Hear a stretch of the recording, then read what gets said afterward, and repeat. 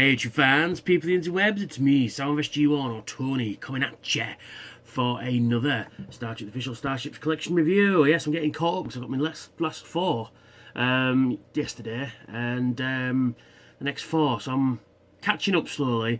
I'm still, because they came at once, this is why I'm so behind, you see.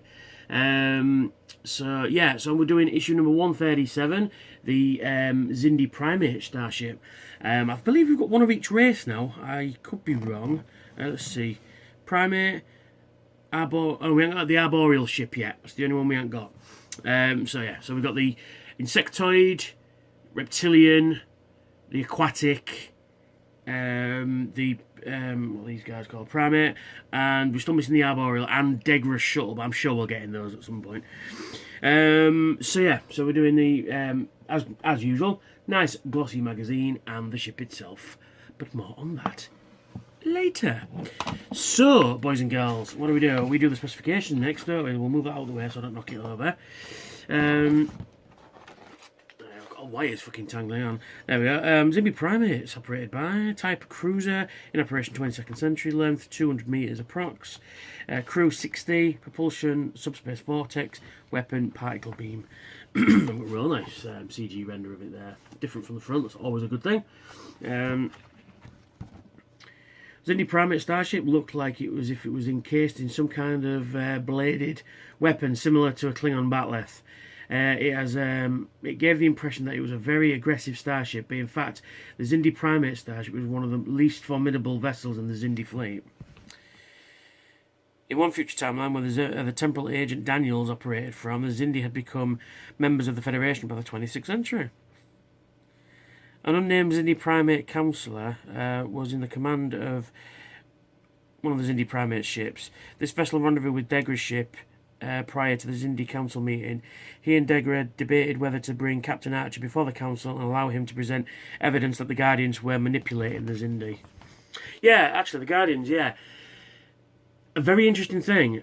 In Star Trek Online, which I will talk about at some point, I need to do videos on, because we get the Enterprise F, so that's a prime example to talk about it. Excuse me. But what it does is the Guardians are the sphere builders. Not only in the Star Trek Prime universe, not Prime universe, canon universe, they manipulated the Xindi. In the Abrams universe, they manipulated the Klingons. In the Mirror universe, they manipulated the Terran Empire. And it's all explained that they in each reality they pick a race to manipulate. It's very clever, actually. We've got some images from season 3 of I think phone's bleeping off like that. Just a really good season. I really liked Enterprise. I really liked it. And then we got the topographical view there, which is always good, always good. The Delphic Expanse, where the Xindi was approximately 50 light years away from Earth. The expanse itself was nearly 2,000 light years across, but it ceased to exist in 2145 after the Enterprise NX-01 destroyed the Guardian's massive spheres. The graphic layouts of the consoles of all the Xindi ships were similar to each species, even given a different colour scheme. However, the Reptilian were primarily blue, while the Primates had a green and Insectoids were red. I guess they see different parts of the colour spectrum, which is a kind of cool thing. Despite the Xindi species all looking physically different from one another, their DNA was 99.5% identical. Their common ancestry was evident, however, from the distinctive ridges from their cheekbones and foreheads that all Xindi species shared, yeah. And then we've got designing the ship as well. That's real cool designs there. I think John Eves, yeah.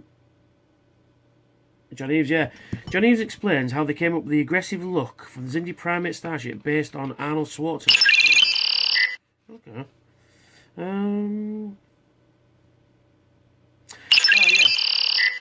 John Eves had recently watched Conan the Barbarian with Arnold Schwarzenegger. Conan saw it as a rich designed legendary Ron Cobb. Always fascinated him, so Eves thought it would be cool to try and include some of the similar type of sword blades to the Primate ship.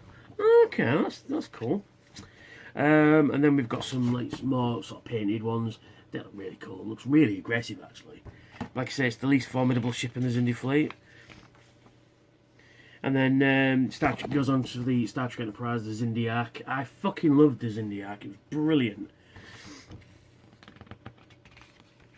Yeah. Then you've got Manikoto there explaining a few things. And then you've got Vulcan zombies, which is always good. And then you've got Vosk, one of the temporal agents. And then we got on screen. First period in E Square, first appearance TV print Enterprise, designed by John Eaves. Degra, the Xindi-Primate scientist who appeared in 10 episodes of Star Trek Enterprise, third season, was played by Randy Oglesby. He had played 6 other characters in Star Trek in chronological order. They were a telepath in Reaver's Chorus from Next Generation episode Loud as a Whisper, Kal-El and Akel. No, Akel and Rockel, Meridian twins from Deep Space Nine episode Vortex. Scylla and Prim, a Cardassian from The Darkness and the Light, good episode that. Kia, a Benari refugee from the Voyager episode Counterpoint, and Terrana L, captain of the Zeppelite ship from the Enterprise episode Unexpected. Oh, cool. On Enterprise NX-01 in the alternate timeline, the episode E Squared, were established that Dr. Phlox had married Amanda Cole, one of the Mako soldiers, to the ship. The Xindi mission, they went on to have 9 children. At least one one future timeline where the temporal agent Daniels originated, the Xindi had become member of the United Federation of Planets by the 26th century. Xindi crewmen served on Federation ships at a battle against the Sphere Builders, which the Battle of Procyon 5, which you can do on Star Trek Online. It's a very good PvE. So, the magazine done. Let's look at the ship. And here it is. Very nice. Very fucking nice. It kind of reminds me of Captain America's weapon he used in Infinity War as well. It's got that look to it. This is a really fucking really cool design ship. I really love the green tone on it, and I really love the sort of the lighter green and the yellow pinstriping it's got. Yeah, and I like this bit as well. It looks like it's another ship that can just lift off, which is really cool. I don't think it can, but it does look like it could. Like a shuttlecraft embedded into the back of it, maybe. But it doesn't. But it just looks like it could. No clear plastic. Bad. Eagle Moss, bad. They seem to be moving away from that a lot, I've noticed. The underside, again, very nice. Can hardly see any join lines on it. Yeah, looks like the back part is metal and the rest is plastic. But a very nice ship. Very, very, very cool. I really do like it, yeah.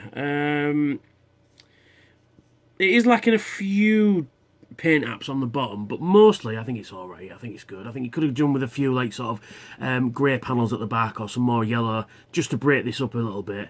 You know, adding a few more of these lines maybe under here would have been good. But yeah, it's really, really, really cool. I really do like it. I really do like it. And it's a really good alien ship as well. So, should you buy this? Yes, you should, because it rounds out your Xindi fleet, gives Enterprise a little bit more backbone as well. So if you're just collecting Enterprise ships, perfect. Or if you're just collecting alien ships, because I know some people out there just collect the alien ships.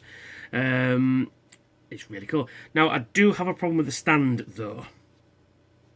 You'd think the stand would grab it, it would go in there and grab it, or hang on to these two. It doesn't. It sort of grabs onto these little winglets. And it doesn't really do it very well. So you get the stand like that, and then you put it in like that. I mean, it holds it, but it feels like it wants to. I mean, it's secure in there, but I just don't trust it. But anyway, that's the stand.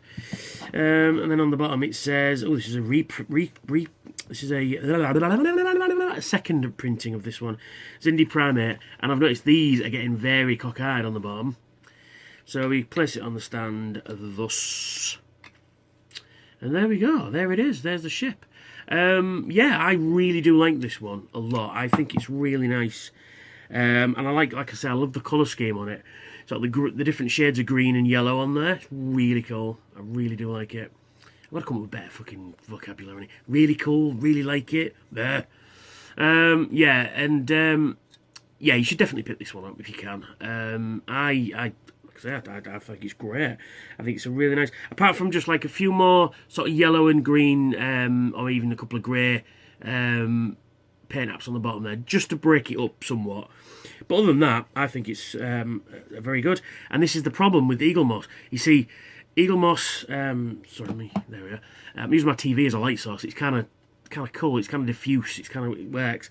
But sometimes because I'm on, the screen tends to go black a bit after a while. So anyway, it's beside the point. But yeah, it seems that the alien ships are brilliant, and the Federation ships seem to be kind of hit and miss. There are some good ones, there are some not so good ones.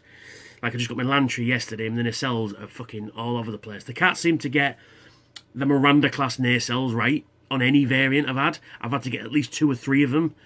So I've got 2 or 3 fucking Reliance, I've got 2 or 3 fucking Bozeman's, Saratogas, and then they're sending me a new Lantry as well. But anyway, it's beside the point. So yeah, that's this. That's the Xindi Xindi-Primate ship.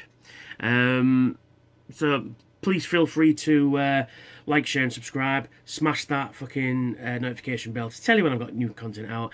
And if you'll be a dear, hit me up on Patreon. If you send me $1 a month, and you get your name in the credits, and keeps the lights on at Shays Thruss. And then I've got a playlist of other Star Trek Starships. So thanks for watching me, and I will catch you all very soon. Very, very soon. Bye for now.